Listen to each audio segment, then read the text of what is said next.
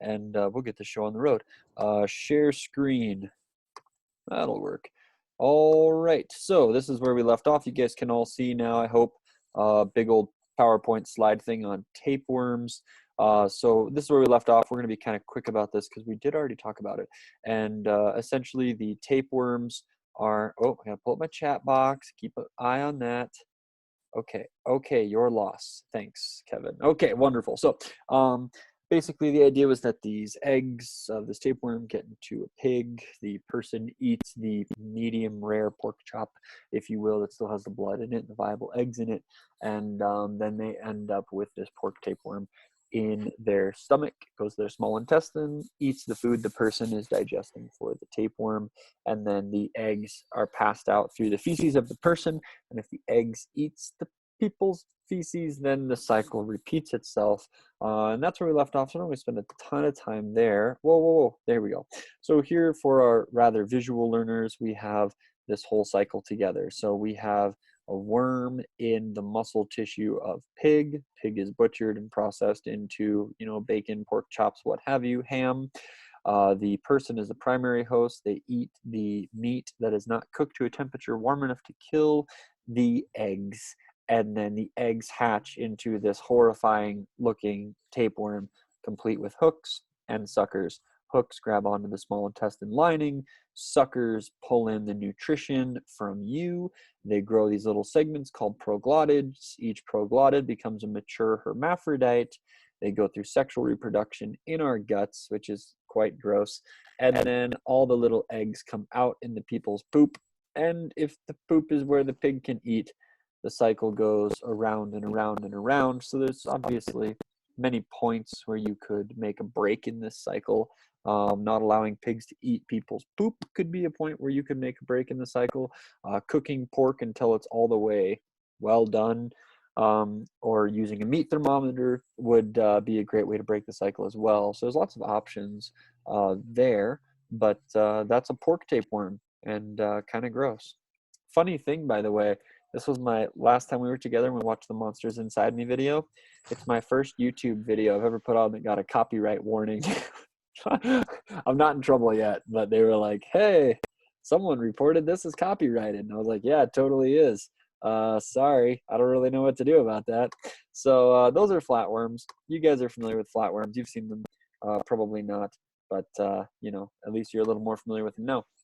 So let's talk about roundworms. Roundworms are round. Most of the roundworms that you would see, are quite small. Most of them are under an inch, generally speaking, for roundworms. The ones that we're used to, are the big earthworms that come out in like the parking lot or sidewalks, perhaps after it rains, and also the roundworms that are Canadian night crawlers that we use when we go fishing with our little bobber and hooks, when we're kids. And those guys are quite a bit larger, but bear in mind that that's a small sampling of the many species of worms that actually inhabit the soil. Most are very, very, very small. Roundworms live in all sorts of crazy environments. Some can even actually live in vinegar, which is crazy. There is an animal called a vinegar eel, and the vinegar eel is actually a roundworm, and they can inhabit vinegar. And I think that's so funny because when I was growing up, I had a buddy who would drink the pickle juice, right? If you finish a jar of pickles, and then he would drink it, all of it. And his grandmother would always kind of scold him, stop doing that, you're gonna get a vinegar eel, And he's like, there's no such thing as a vinegar eel, Grandma. And I guess there is. So that's not something you have to memorize for a test, just a strange little aside. The sacred juice. Okay, Angry Beef gives us weird comments, but that's fine. He's in class. I'm happy with that. Okay, so basically, spoiler alert, here's like almost your entire worksheet for tomorrow. So I don't know if you want to like screenshot that or take your little phone out and snap a picture with your phone. Be my guest. It's also on Edmodo on our PowerPoint, and it's also on Google, but whatever. If you want to take a picture, by all means do so. This is essentially the goal of like the next, 10 slides, 15 slides, is an earthworm's body. And so I'm going to kind of take you through them one at a time. There's a lot to digest, but I'm going to give you kind of a heads up. Expect a diagram a lot like this on your test. Wink, wink, Nudge, nudge. Okay, so just, no tricky stuff here. So we'll just kind of start at the front and work our way back. It's kind of an interesting thing with worms. Let's start here. This is the best place to start. If you've ever picked up a worm, or you've gone fishing or whatever you may have done, and or seen them in the parking lots after it rains, the worms have this, like, they're all bumpy, and then they get to a smooth spot, which just looks like somebody wrapped a Band-Aid around them. It's like a third of the way down the worm. That's called the clitellum. Okay. Now the clitellum is basically a really cool landmark for you to know the front of the worm, because about the 1/3 up from the clitellum is the head. And then the rest of the long worm behind the clitellum is essentially, you know, you could call it the tail. That wouldn't be anatomically correct. So we'll just say intestine. From clitellum back this way, there is not a lot going on in this guy except for digestion in the intestine and secretion of his waste through the anus. That's it. So from clitellum back, the worm is incredibly simple. He's a tube of muscle. Within that muscle, there's segments, and within those segments, there's an intestine. The intestine in the worm does the same thing it does in you and I. It absorbs the nutrition from the food the worm is eating and pulls that into the worm's bloodstream and circulates it throughout his entire body. Like, that's exactly what intestines do in birds and humans and dogs, and that's what intestines do. So from there on back, he's really quite simple. From the clitellum forward, he is a tiny bit trickier. But since we talked digestive system, I'm curious to hear from you guys. Why? No, how do I want to phrase this? Back up. Sorry. What do you think worms eat? Earthworms. What do they eat? Raise your hand or give me a thumbs up if you want to make a guess. Victoria would like to guess. What do you think, Tori? Like the decomposed like leaves or something in the ground, That's exactly like right. plants. Yes, good answer. Yeah, they eat decomposing organic material. So generally speaking, they like a pretty moist environment, but things like leaves, grass, pine needles, things that are on the forest floor, they start to get decomposed by bacteria and fungi. And if it's small enough to fit in the mouth of a worm, which is pretty small, they will take in little tiny chunks of that, and then that will actually pass through their digestive system, and they'll be breaking down, the leaves and the organic material, whether that be from dead animals or whatever you have, and then defecating out, the waste that they can't digest, right? So it's a fascinating thing, because it's strange, but it's interesting. And I feel bad misquoting this person because I don't know who said it, but somebody said there's something magical that happens inside a worm, because when they take in the forest litter and digest it, it's gross to think about, but what they poop out is so bacterially diverse that it has more nutrition and water retaining abilities for plants than the stuff that they ate. So it's like borderline violating the second law of thermodynamics, because a worm's poop is better for plants than what the worm ate. How can this, what? That doesn't make sense. But that's what they do, right? They nutrient cycle in soil, aerate soil, and make the conditions very good for plants. And then they also feed birds at the same time. And they also feed, what do you call those things that dig through the ground? They have like huge whiskers, and they're like eyes, they're really bad vision and stuff. You know what I'm talking about? Is it a mole? Is that what Moles. that is? Yeah, mole. Right, they feed those guys too, which is a super weird thing. Thanks. Angry Beef says mole. And so they feed a lot of things, and then the moles feed your house cat or whatever, up the food chain we go. So worm digestive system. We've got more on that than we probably wanted to know. All right.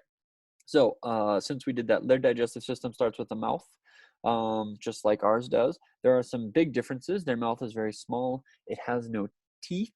It has no tongue. It's very, very, very simple. It's just a little tiny hole that can just, pull in little tiny organic debris particles, and that's about it.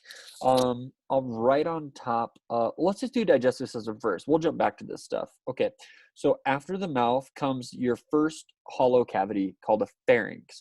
Now, you might remember a few times, maybe like 2 Zoom meetings ago, I was like putting my face next to the computer, and I was like, if you cut my face in half, there's a hollow space That's not my nose, but it's not my windpipe, but it's not my esophagus. It's the in-between where the milk comes out when you laugh in elementary school, called a pharynx. And it's the same thing with this guy, okay? He has a space before his digestive tract, but after his mouth. That is his pharynx, and that's the first big bag.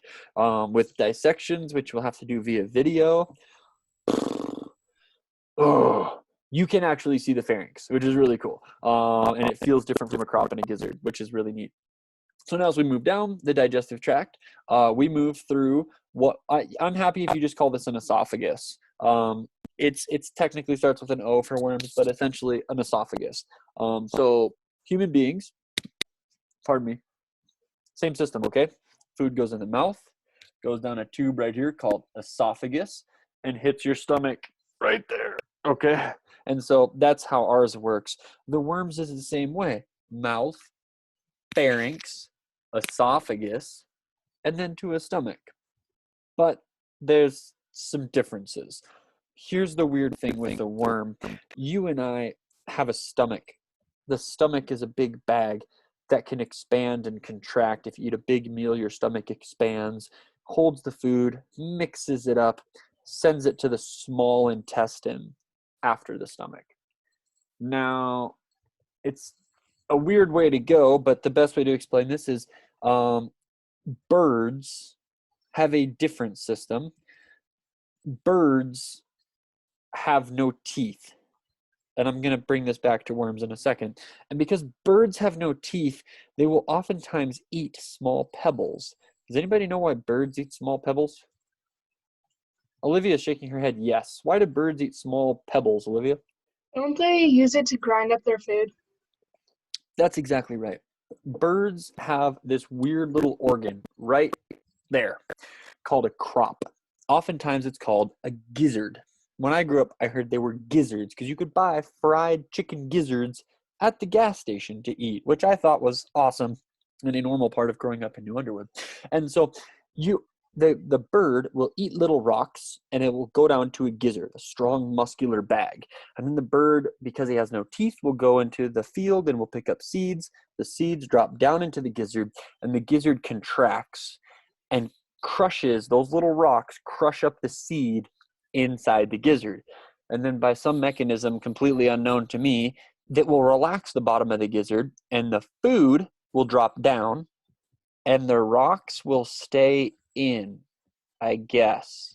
I don't know. I'm not an ornithologist, but something like that. I don't know how that works. And the reason I tell you all this stuff, from human digestive systems to bird digestive systems, is to tell you this. The worm is a little more like a bird. The pharynx drops down into a soft, squishy bag called a crop. The crop only stores food. So, I mean, like, technically speaking, I guess you could say it's a little more like a stomach before the gizzard, like a bird's flipped, because it just stores food. That's it. And then when the crop wants to, it pushes food to the gizzard, which is behind the crop. And the gizzard, when you cut open a worm, is actually like tough. Like it's a muscle. Like when you poke the crop, it's like a squishy, deflated bag. When you poke the gizzard, you're like, oh, that's a muscle. Like you can feel it. It's firm. And the gizzard's job is to crush that food. So that muscular gizzard in the worm, just like in a bird, will actually contract and relax, contract and relax. And whatever little teeny tiny particle of leaf or pine needle that he ate, he's going to crush up in that gizzard and into small pieces. And then those small pieces go into his intestine, which is the innermost tube that's going to continue all the way down this worm. That's a whole digestive system, start to finish. Mouth, pharynx, esophagus, and then crop, gizzard, and it's just intestine, all the way to the anus. So it's a weird organism to study because it's kind of like us, but it's kind of like birds. So it's kind of all over the place, but it's a really neat system and it gets the job done pretty simply. So any questions about worm digestion, or can we jump to the next thing? Go once, go twice. 3 times sold. Okay, let's go to the next one. Let's talk about the circulatory system. These are hearts. Technically, they're aortic arches. You've probably heard like worms have 6 hearts. You can cut them into 6 pieces, and they'll be like 6 worms. No, they won't. If you cut this worm right here, he bleeds to death, and you have no worms. Okay, all his 6 hearts are right here in a space that's like half an inch, right up next to his brain, and those hearts pump. Honestly, like they're like not even hearts. They're like arteries that can constrict and dilate, constrict and dilate. Hearts have like chambers and valves, and they're like all tricked out. These aren't even hearts. These are little arteries that can squeeze. That's all they are. But they get the job done. Little arteries squeeze, the blood runs. He's really got 2 arteries. He's got a dorsal artery on his back and a ventral artery down his belly. The heart squeezes the blood runs down his back all the way to his tail, runs back up his little belly, back up to the hearts, and it pumps it again. So they do have 6, and I'll show you a better diagram of that later, but for right now, that's all I really need you to know about that. So we had talked about, what was it? Who were the acoelomates? A lot of the things we've talked about were acoelomates. I think it might have been more back with sponges and jellyfishes. Acoelomates being that they don't have a hollow body cavity. This is a coelom. A coelom is a hollow body cavity inside the muscle layer. I don't really care that you necessarily memorize that, so don't panic about that. But because you've seen the word coelom, I wanted to explain that. There are multiple muscle layers, which we'll talk about later, but worms are muscles for all those guys who were kind of joking about eating them or what have you. Though that's all the protein, of course. A septum might be a word you already know. Does anybody know the word septum already? One person's nodding their head. Yes, I think Eden is. Eden, what's a septum? Isn't it like the bottom of your nose, or like that piece in between your nose? Yes, it is. It's right. It's right there. That thing right there. That you like, you can like put little hog rings in them, and the hog won't root under the fence as much. Or if you're a person, you can put stuff in, whatever. But yeah, that's a septum. That's called a nasal septum. And a septum is something that separates cavity into segments. And the crazy thing about worms is this septum right here. You know how they have all these bumps? That's a segment, that's a segment, that's a segment. The bump, which is right here, the line you see on the worm, correlates with a septum, and that septum divides that worm into a segment all the way to the intestine. And so if this worm has 127 lines, he has 127 septa separating him to 127 segments. Skin to guts, one segment, which is pretty cool. And so that's a septum, and that's what that does. Here's a word you don't know. If you knew this word, I would be really surprised. And it is called nephridium. Now, it comes from, at least I assume it comes from, the term nephron. In humans, we have kidneys. Kidneys take our blood plasma and turn it into pee. The functional unit of a kidney is a microscopic miracle-working doodad called a nephron. Now, these guys don't have kidneys, but they do have nephridia. I've been told you can see these on dissections. I've never seen one. That might be my bad. But nephridia are basically tiny worm kidneys, which clean the blood and excrete the waste out of these little pores in the side of the worm, which is that's kind of a weird way to do that. So anyways, now you know what's going on there. So now we'll get to this brain piece here. This little brain is right at the top above his mouth.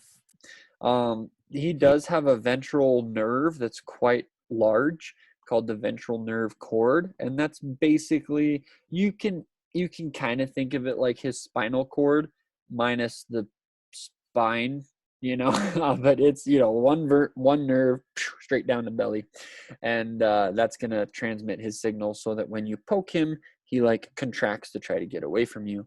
And then you have setae, which are little hair-like bristles, and those little hair-like bristles help him grip the soil. And so when they want to crawl, they help him basically stretch their head out, stick their setae into the soil, and then drag their bottom up to catch up to their head. and that's how they move around. For your reproductive systems, things get quite a lot trickier because all the reproductive organs are in like 3 segments, so they're super close together, and these guys are all functioning hermaphrodites. So the worm is both a male and a female at the same time. They have a duct that will allow sperm to exit the worm, and then that right next to it, they have a quite a lot larger structure right here called an ovary, which will produce eggs. They have a seminal vesicle, which will transport semen out of the worm. And then even more confusing, they have a seminal receptacle, which will transport semen into the worm. So it's a weird kind of 2-directional thing there. You don't have to memorize which is which way for a test. Don't worry about that. Just get the idea that they're hermaphrodites. They go through sexual reproduction with a different worm, swap semen, and then they get more genetically diverse offspring. They grab the sperm cells in the semen and they store it in the receptacle until they're ready to fertilize their own eggs, which can actually be at a later date, which is weird and kind of crazy. And then they fertilize their own eggs when they're darn well and ready and pass these little eggs out in like a little husk in the soil and crawl away. The eggs hatch in the tunnel that mom/dad made and start their lives as baby worms. And that's just about every body system, like at a glance. And we're going to kind of take those one at a time in our next Zoom meetings, which would be Wednesday? Because tomorrow you guys are just going to work on this diagram. So I think we're close to 2:30. Ooh, my spidey senses were tingling. We're 2:29. So with that, I know that's kind of like an information overload with that diagram. We will kind of break those down into smaller chunks, but it's really pretty manageable once you get used to it. Does anybody have any questions for me before we call it a day? I've got head shaking. No, everybody understands what I expect of you guys for tomorrow. Yes, worksheet on Edmodo, just like last time. Download it, fill it out, scan it in, take a picture of it when it's done, and email it to me, text it to me, whatever. You guys did a pretty good job last time with that other worksheet, so I'm not too worried about it. All right, so that's what I want to do. No Zoom meeting tomorrow. Do your worksheet tomorrow. Regroup on Zoom meeting Wednesday. Last chance for questions, and we're going to call it.